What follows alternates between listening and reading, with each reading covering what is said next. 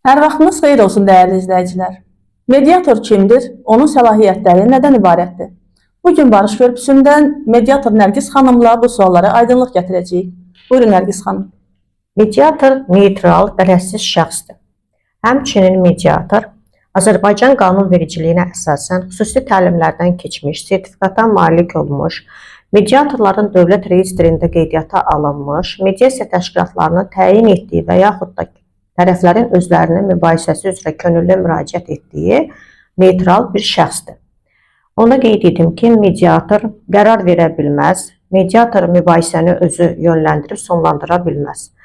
Bunu edən tərəflər özləridir. Yəni, mübahisə tərəfləri öz mənafelərinə uyğun, istədikləri formada razılaşmaya gələ bilirlər, özləri imzalayıb, öhdəliyi özləri götürür. Sadəcə burada mediator mübahisəni belə deyək, həll etməyə, hər iki tərəfin xeyrinə həll etməyə və həmçinin də belə deyək, onlar arasında sülhü yaratmağa çalışır.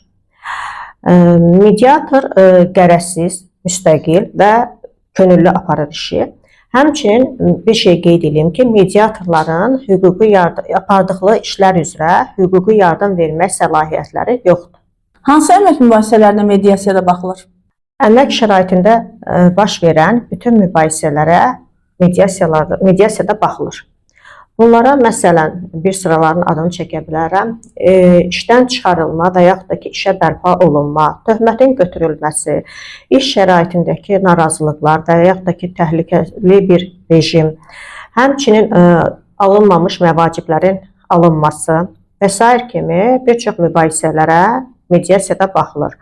Bu, vətəndaşlara verilmiş bir şansdır ki, onlar öz əmək mübahisələrini mediasiyada həll edərək sahibkarlarla arasındakı həm gözəl münasibətə qorusunlar, həm mübahisələrini həll etsinlər, məhkəmə yükünü azaltsınlar bir növ deyək, həmçinin də daha az vaxt sərf etmiş olsunlar. Çox sağ olun Nərgiz xanım, təşəkkür edirik suallarımızı ətraflı cavablandırdığınız üçün.